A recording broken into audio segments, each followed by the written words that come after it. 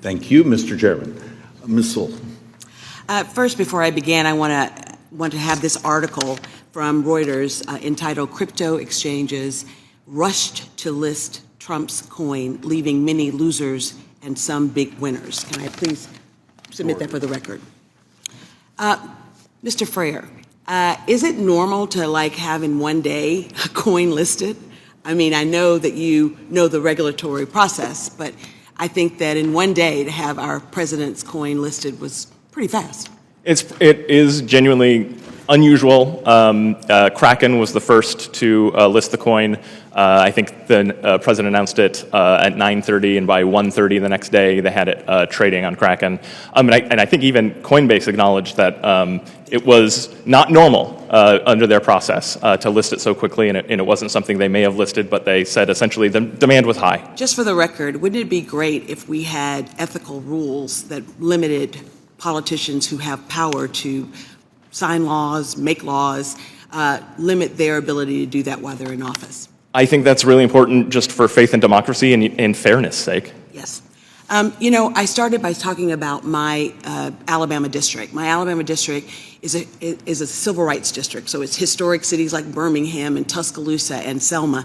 But it also includes a lot of the rural communities of the Black Belt, where people are unbanked or underbanked.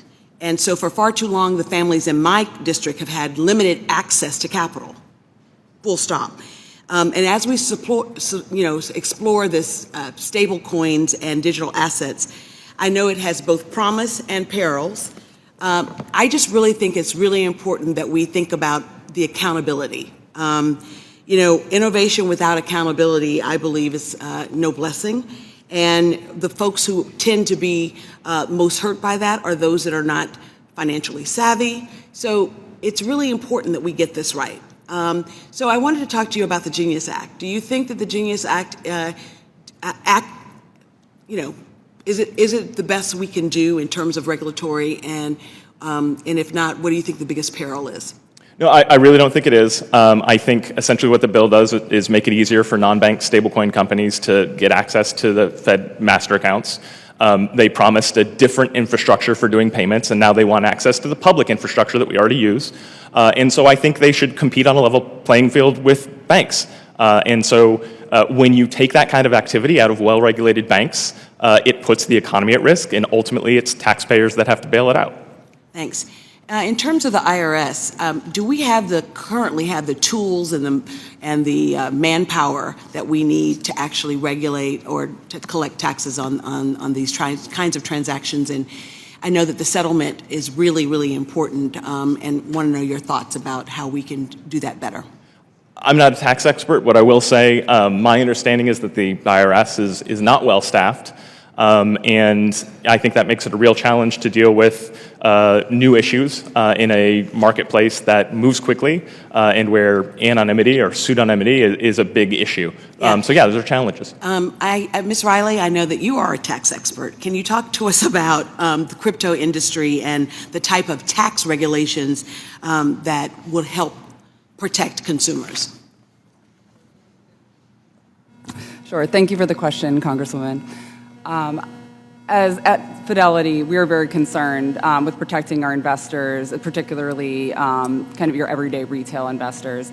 I think one of the issues right now is the lack of certainty and consistency. I think that makes following compliance very challenging for everyday investors. They also may struggle to understand the tax consequences of holding digital assets, and I think that hurts both the industry, but it does hurt your everyday investor. And I think, for example, exchange-traded products are how many retail investors may have exposure to digital assets because they can hold them through their individual retirement accounts. They can hold them in their brokerage account.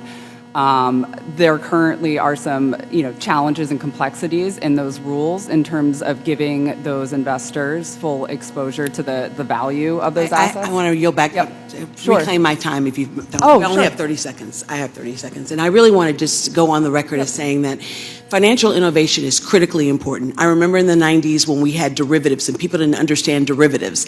And we rushed, I thought, to actually passing laws and regulations that weren't that had unintended consequences, if you will.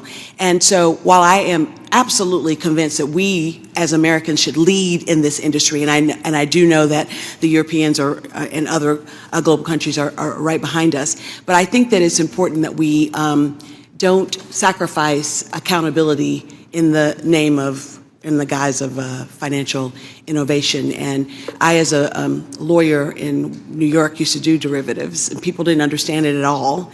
And we had to ultimately correct stuff through the Dodd-Frank legislation. I say all that to say, Mr. Chairman, we have a big task ahead of us, not only for the regulatory framework, but also for the tax framework. And it's one of the reasons I'm elated to have you as the ranker. Ms. Fishbach.